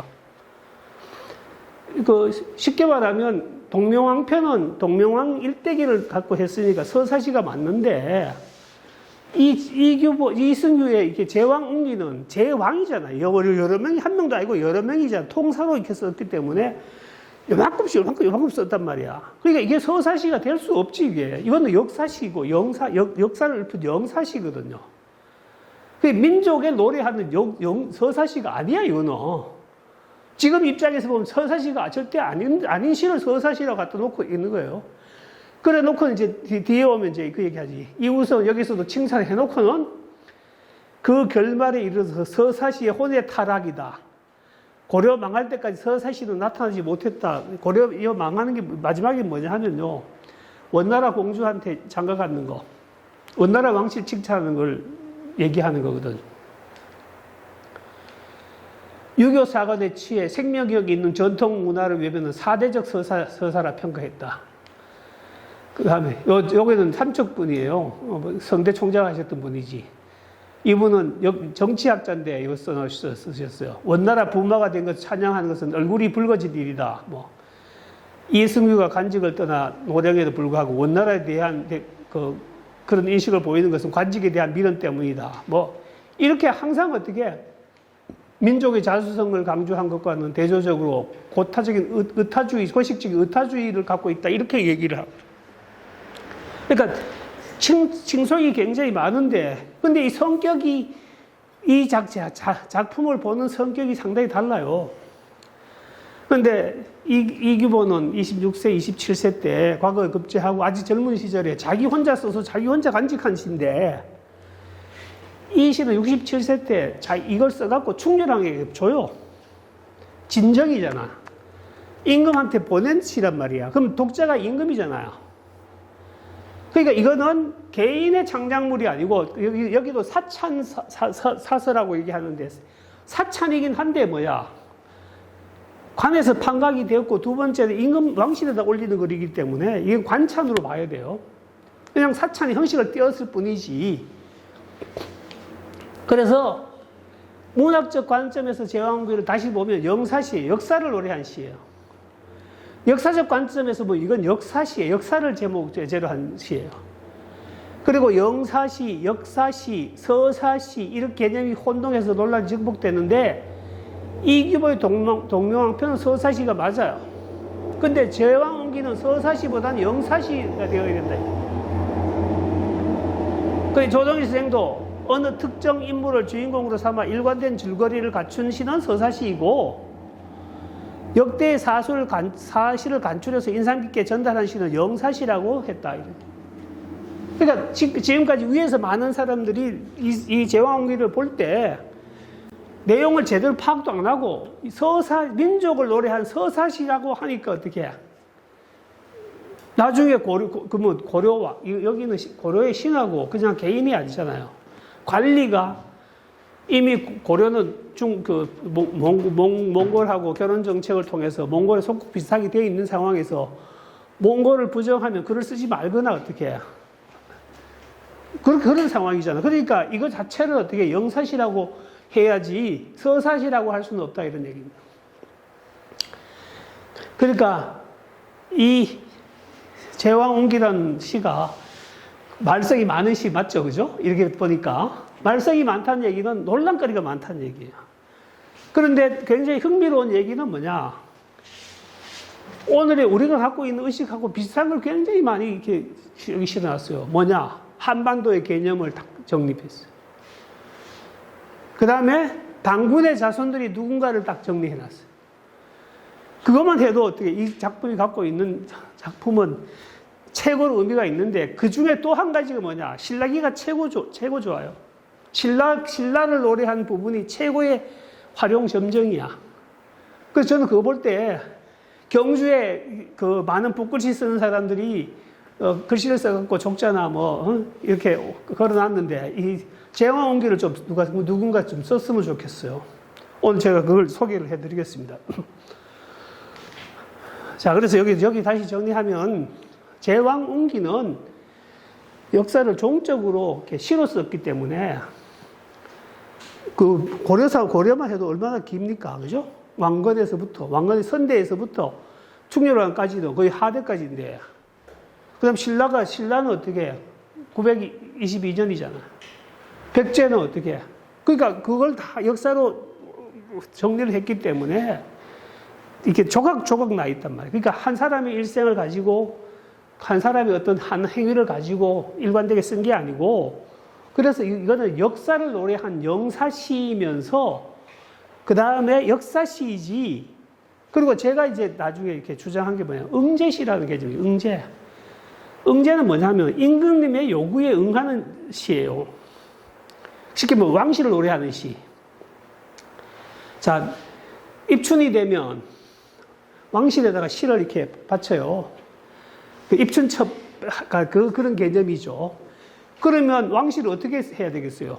왕실에 보내는 신은 내용이 풍성해야 되고, 화려해야 되고, 거기에 뭐 꾀재재한, 쉽게 말하면, 시적 궁상을 떨면 이건 역적이야. 왜? 왕실이 꾀재재하면 안 되잖아요. 그러니까 임금에게 올리는 신은 전부 다 풍성하고 화려하고 대단한 화려한 용어와 치밀하고 대단히 의미가 있어야 돼요.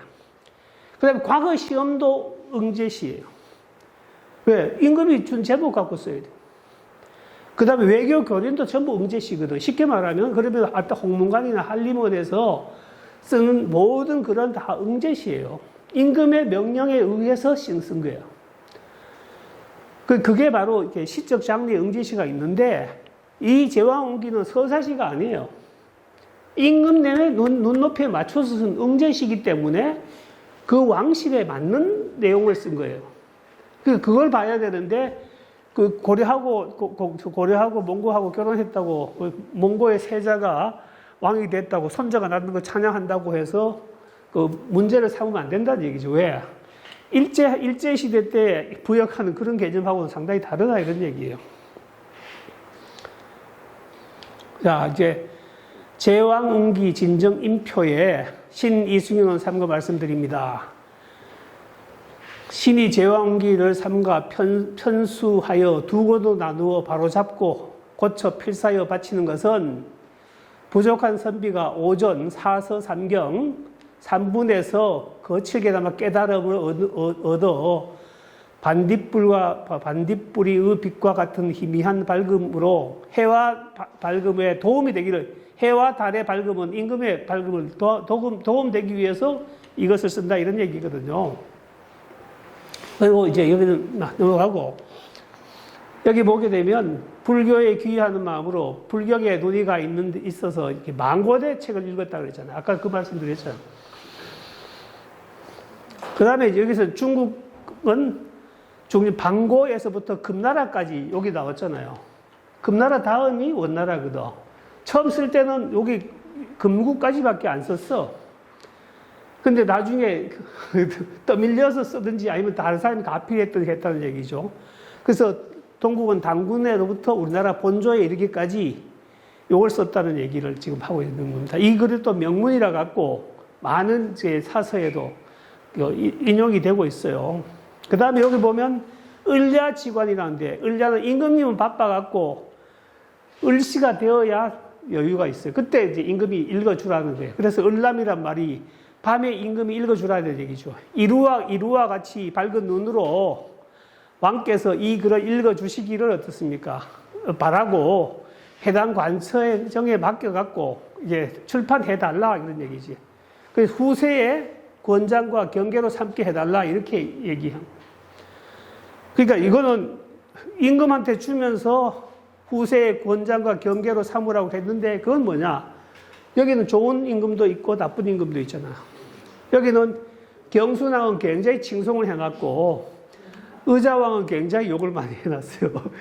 그런 것이 바로 뭐냐 하면 나라에 도움되고 나라에 손해보는 그런 임금에 대한 얘기거든요.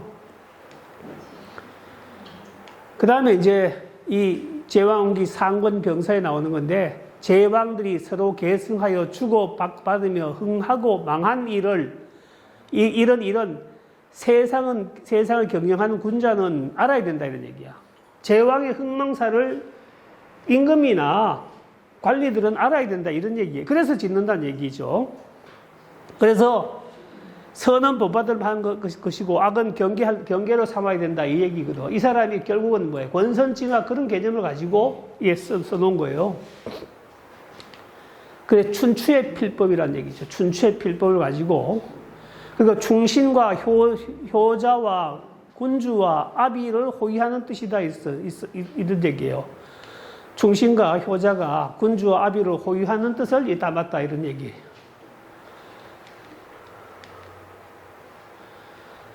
자, 그 다음에 이제 여기 보면 이제 지리기가 나옵니다. 지리기. 요거 아주 재미있습니다. 요동 별류 일건곤 그랬잖아요. 요동에 요동 땅 옆 요 나라 요 지역의 동쪽에 이런 얘기니까 우리 한반도 쪽이잖아, 그죠? 별도로 한 땅 하늘이 있으니 그런 얘기. 별도의 한 천지가 있으니 그런 뜻이에요. 두요 중조 구입은 별자리와 더불어 중국과 구별된다 이런 얘기죠. 자, 이제 여기 요런 것들은 시적 성취가 굉장히 잘 된 거예요. 홍도 큰 파도죠. 만일항이나 되는 큰 파도가 어떻게 삼면의 바다를 둘러쌌고 이런 얘기죠. 북쪽으로 언덕이 있어갖고 선처럼 연결되었네 이런 얘기죠. 가운데에 천리가 되는 땅이 있으니 그것이 조선이다 이런 얘기. 이 고조선을 얘기하는 거예요.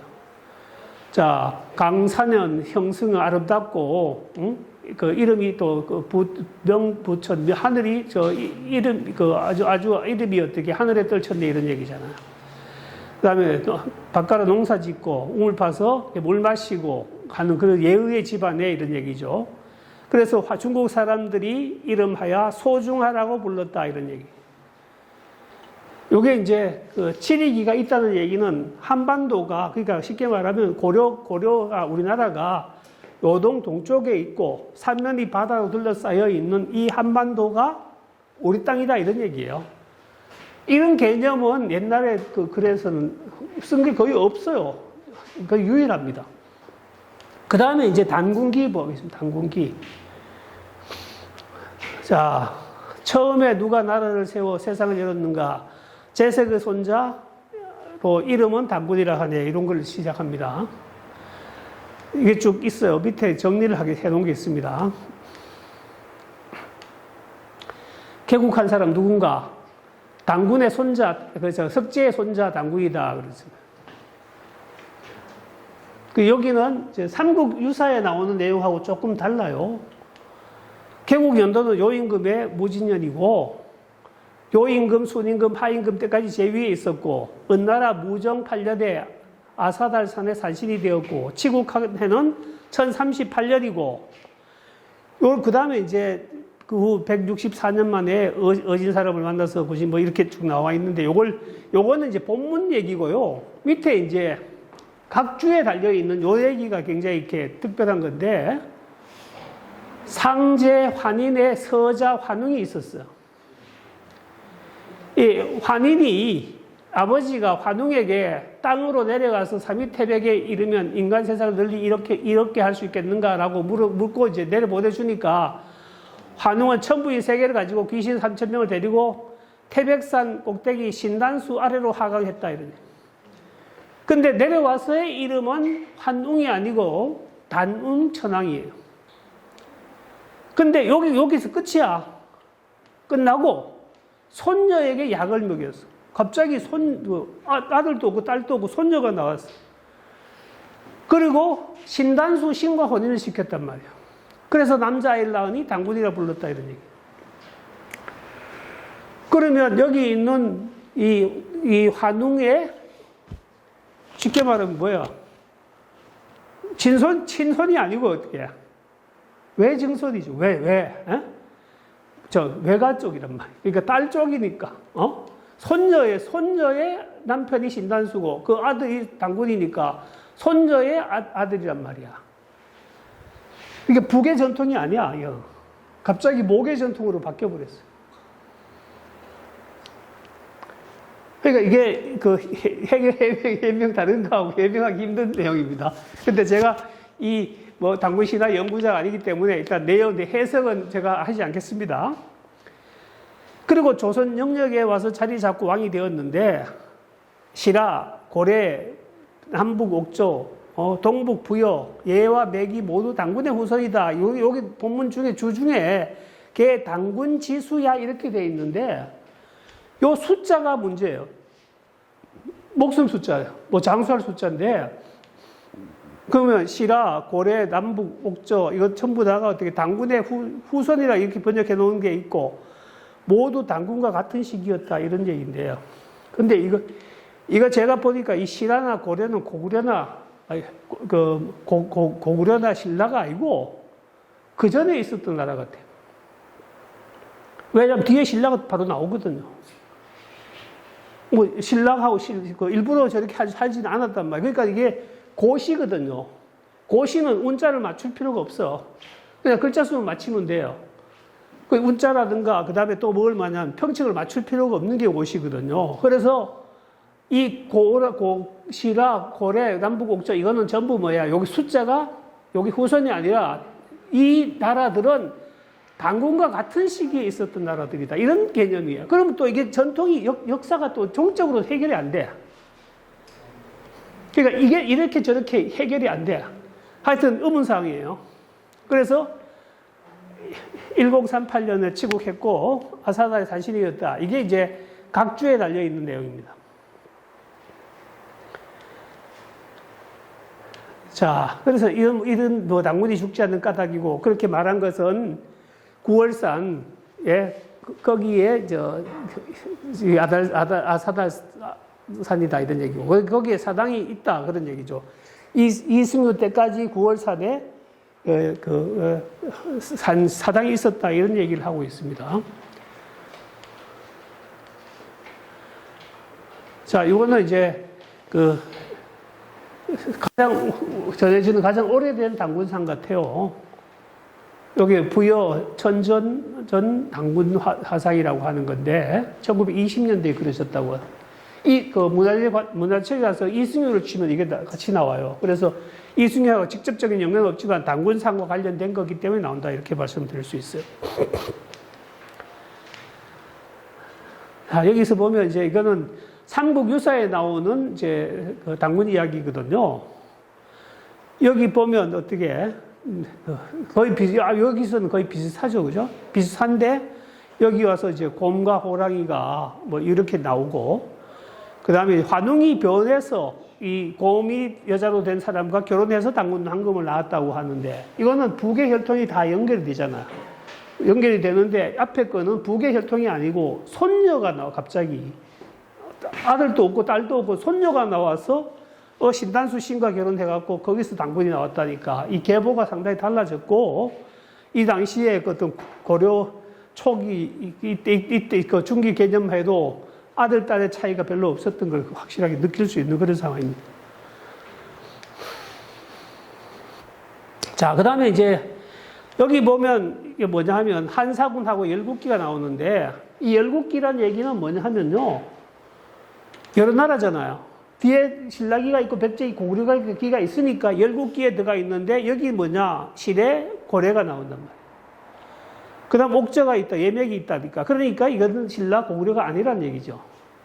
그런데 이 나라가 다 어떻게 세계 역유 당군성 그래 세상의 계보가 모두 당군을 이었네 그런 얘기. 그러니까 아까 그 목숨 숫자가 해결이 안 돼요.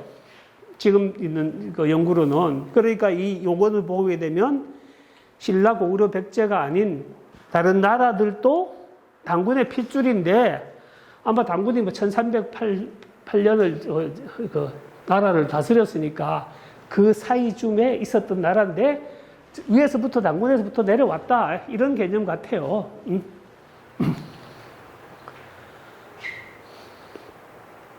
자, 그 다음에 이제 이게 뭐 당군의 귀일하는 사만의 계통문이죠. 신라기입니다. 여기는 비슷해요. 뭐 혀끝에 하늘에서 알이 내려와서 박이 크기가 방만했고 붉은 실에 매여 있었다. 알 속에 오랫동안 자랐기 때문에 성을 박씨라 한다. 신라인들을 표를 박이라고 했다. 여기서부터 굉장히 재미있는 얘기예요. 한나라 선제, 오봉, 원년, 갑자년에 진한에서 개국했다 하니까 진한 땅에서 개국했다고 정의한 거죠. 그 다음에 풍속이 순우하고 습속이 아름답고 형국이 태평하였고 성군과 어지제사이 계속해서 이어졌으니 복희씨의 치세에 비해 무엇을 더할 것인가? 복희씨의 치세에 더할 게 없다 이런 얘기죠. 조야가 음숙하고 화목하여 추한 폐단이 없으니 남녀간도 화목하여 좌우로 길을 나누어 걸었으니 길을 떠나도 양식을 지니지 않았으며 밤에도 문을 걸어 닫지 않았다. 아름다운 때를 만나. 여기서 가장 아름다운 구절이 여기에요. 화조월석이야. 꽃 피는 아침, 달 뜨는 저녁. 만나 손을 붙잡고 놀고 별곡과 가사를 마음대로 짓는구나. 요게 이제 지금 요 구절이 굉장히 중요한 구절인데요.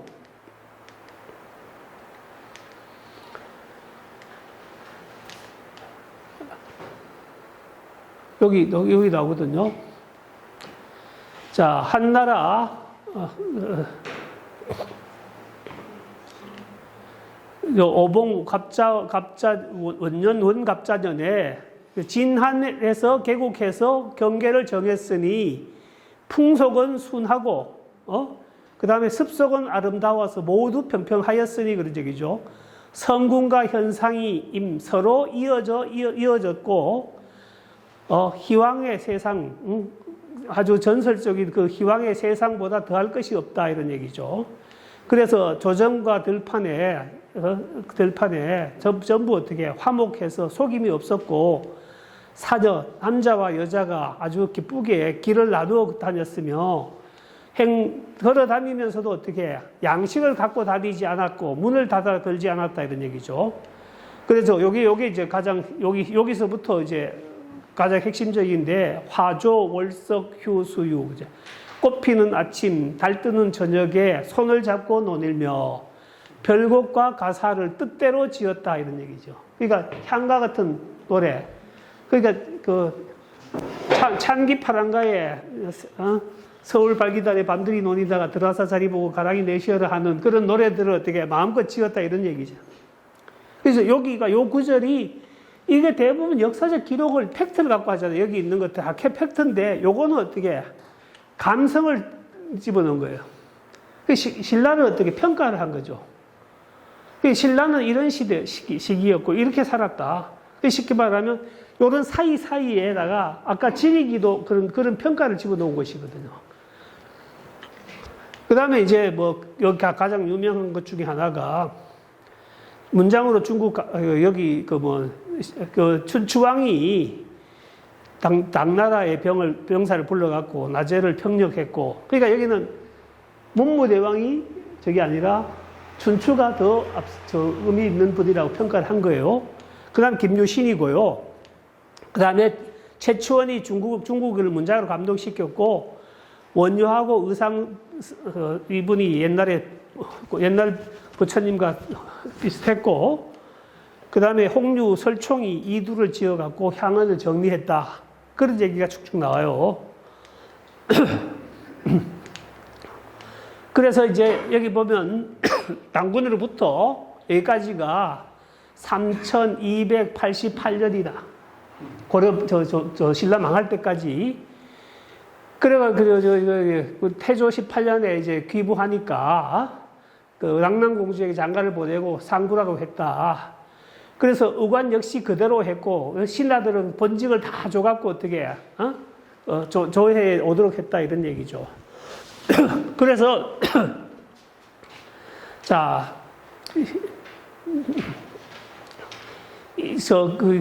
책을 보고 점검해 보니까, 개벽 이래에 망고에 이런 것이 없었다. 뭐냐. 두 임금이 신라가 귀부한 뒤에 모든 신라의 관리들 다 등용해갖고 왕관을 모시게 해준 이런 사례가 없었다. 그리고 굉장히 이게 칭찬을 많이. 귀부한 정서는 드는 게 아니라 걸렸죠. 통째로 나들. 근데 그래도 다 제거하고 필요한 사람만 하는데 여기는 완전히 그냥 모든 사람들 다 그대로 간직 갖고 다 올라가요. 자, 백제기는 특별한 것은 없고요. 뒤에 넘어가서 얘기하겠습니다. 변한 땅에 개국했고, 이렇게, 앞에는 좋게 나와요. 여기 보면 이제, 의자왕이 여색에 취해 법도를 이뤘고, 신라왕이 천자를 토별청하여 황제가 소정방에게 명령을 내려 웅륜사비를 함락시키며 이렇게 됐다. 그래서 의자왕을 잡아갖고, 이분이 뭐냐 하면요, 충청도 안찰사가, 안녕사가 되어갖고, 이 부여에 와서 2번 여기 답사를 했대. 그래서 여기서 낙화암이란 말을 처음 쓴 사람이에요. 이승휴가. 신이 안찰사로 가서 직접 그것에 놀았다 나오잖아요. 여기 보게 되면 기다, 홍분, 타, 청유, 얼마나 많은 기생, 예쁜 여자들이 이 청유, 푸른 물에 어떻게 떨어졌는가, 낙화암만이 어떻게 솟아서 대왕포에 솟아 있구나, 이런 구절을 여기다 썼는데, 삼국유사에 보면, 요게 삼국유사에 나온 얘기예요. 부여성 북쪽 모서리에 큰 바위가 있는데, 그 아래는 강물이 만난다. 서로 전해 내려오기를 의자왕과 여러 후궁들이 화를 면하지 못할 것을 알고 서로 말하기를 차라리 자진할지언 남의 손에 죽지 않겠다 하고 서로 이끌고 이곳에 이르러 몸을 던졌다 했는데 이걸 타사암이라고 했다는 거예요. 삼국유사 김춘추조에 나와요. 이게 나오는데 요게 거기는 낙화암이라는 지금 필체가 있는데 그 송시열 필체래요. 그리고 이제 이 곡이 처음에 이제 쓴 것으로 잘못 알려졌는데, 일단 금성 여화회, 하루아침에 금성이 와해, 기와장처럼 깨어지니 그런 얘기죠. 천척에다 된 푸른 바위는 이름이 낙화였네. 이렇게 해서 낙화암을 썼다고 알았는데, 그게 아니고 이승규가 먼저 썼더라. 이런 얘기가 나온 거예요.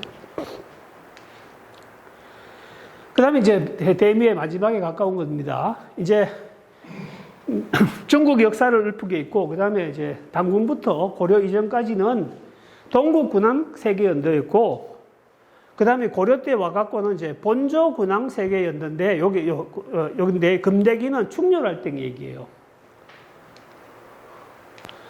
원종은 16년을 제외했지만은 임년이 폐위해서 세왕을 세웠네. 그때 지금의 폐하께서 태자로서 매우 영특하셨네. 원나라 조정을 예방하시어 나라 이름을 드날리셨네. 돌아올 때 압록강에서 황제의 귀로 어지럽히는 풍문을 듣고 이게 뭐냐 하면 자기 아버지가 원종이 폐위됐다는 얘기를 듣고 바로 돌아가서 황제한테 고해서 군사를 데리고 와서 다시 아버지를 복위시켜요. 그래서 뒤에 이제 황제의 누이는 그러니까 왕비죠. 내명부를 다스리고 황제의 외손은 세제가 되었다. 이렇게 이제 쓴 거예요. 이제 이렇게 써놓으니까 많은 사람들이 막 고려를, 정신 나갔냐, 고려를. 근데 문제는 그거잖아요. 벼슬 하고 있는 신하 입장에서 보면 왕조 중심이잖아. 왕실이 몽고하고 결혼해갖고 이미, 피로 얽혔는데, 내 거 따질 상황이 안 되잖아, 그거는 개인이라면 할 수 있지만 관리라서도 할 수가 없는 거지. 한다면 그게 바로 모반이잖아요. 그죠? 자, 그래서 이제 요게 금대기예요. 그러니까 원종이 권신 임년에 의해서 폐위됐다가 복위가 되었고, 그러니까 이제 이렇게 됐을 때 원종이 이제 정신을 차려갖고 복위된 뒤에 바로 몽골에 가요. 그래서 이 충렬왕이 이미 결혼도 했어. 그런데 이걸 시키고, 그 몽골 공주하고 결혼을 시키. 그 결혼 정책을 해갖고 쿠빌라이 칸이 어떻게 허락해서 3년이 걸렸어요. 이때 이 근신으로 활동했던 사람이 이승유예요. 그래서 이제 이 본조 군왕 세계연대 충렬왕 금대기에서 몬 공주의 하가 부마 외손의 탄생 이런 걸 칭송했다고 이제 민족 정기를 훼손했다고 비판하는데, 이게 사실은 그 민족 서사시라는 관점에서는 이해를 하지만 이때 당시 민족이 그러면 왕실은 한 민족이 되어버렸는데 뭐 그렇잖아요. 그죠? 지금 그 당문화로 결혼한 사람 보고 너는 너 나라 가 하면 갈 수가 있겠습니까? 이런 시대적 상황이 상당히 있어요. 그 일제 때하고 뭐 다른 거죠, 사실은. 그래서 제왕후민은 동명왕은 스스로 짓고 스스로 향유하고 자기 독자가 자기였는데 위에서 이거는 고려 왕실과 고려의 역사를 다룬 응제시였다는 얘기죠. 이런 시였기 때문에 어쩔 수가 없었다는 얘기죠. 그래서 응제시는 왕실과 조정의 공식 문서 이것을 다 응제시라고 얘기합니다. 자, 결론적으로 말씀을 드리면 이승윤은 고려 말에 신진 사대부로 성주 출신인데 외가의 삼척에서 주로 생활했습니다. 자, 개인적인 역량으로 그러니까 급제를 했고 주로 간관, 문장과의 업적을 남겼다. 문장 화국, 문장 도국의 대표적인 사람입니다. 지금까지 문장으로 문제를 해결한 사람들이 강수 이런 사람들, 치당 태평송 이런 거 쓴 사람은 강수로 봅니다. 그 다음에 이제 저기 문무대왕 유조도 강수가 쓴 것 같고 그런 글들을 쓴 유명한 사람도 있고 최치원도 있습니다만은 이렇게 아주 두드러진 효과를 본 사람은 이승유가 또 대표다. 그래서 이승유는 대표적인 편문 작가다 이런 얘기죠. 그 다음에 비낙록은 고려의 유일한 사행록이지만은 이승후의 출세작이다 이런 얘기. 자, 제왕운기는 한민족을 당군의 후손으로 규정했다. 그 다음에 한민족의 터전을 한반도로 규정했다. 그 다음에 몽고 지배기에 민족의식의 어떤 고향 정착한 개념이 있다. 그 다음에 이제 왕실과 백성을 중심으로 사고하는 실천적인 지식인이었다. 그래서 제왕후기는 서사시로 보면 안 되고 영사시이자 왕의 직접 독자인 응제시다 이렇게죠. 그래서 이승유는 부원배 같은 민족 정신의 훼손주의자가 아니고 고려왕실의 절대적인 사대부이고 그 다음에 중심이었다 이렇게 말씀을 드릴 수 있습니다. 그 다음에 이제 이 죽서루가 삼척에서 가장 유명한 누각인데 이 역사는 모릅니다만은 이 삼척 죽서를 읊은 가장 오래된 시가 이승유가 쓴 거예요. 서루라고 써놨는데 시 2편이 남아 있습니다. 그래서 여기가 이제 요 밑에가 50천이고 그 정철의 관농별곡이 나오죠. 50천 날인물이 나온 죽서루 하고 나옵니다. 여기가 굉장히 유명한 명소입니다. 그래서 아주 대표적인 명성지라고 말씀을 드릴 수 있습니다. 그래서 저는 이제 이승유의 시문학고찰, 여기 이승유 시문학고찰 이게 이제 석사 논문이고요. 그 다음에 이제 이걸 정리해갖고 이제 요 책에다가 실었었고, 그 다음 최근에 이제 응제시의 관점에서 살펴본 제왕후기와 이승유의 역사의식을 발표했고, 작년에는 사행문학의 관점에서 살펴본 이승유의 비낙록과 문화적 가치에 대해서 작년에 발표를 한 내용을 토대로 이렇게 발표를 드렸습니다. 너무 조금 이렇게 내용이 너무 많았어요. 그래갖고 좀 빨리 나가느라고 조금 여담을 좀 해가면서 했으면 좋겠는데 너무 집중한 것 같아요. 일단 제 발표 여기서 마치겠습니다. 감사합니다. 감사합니다.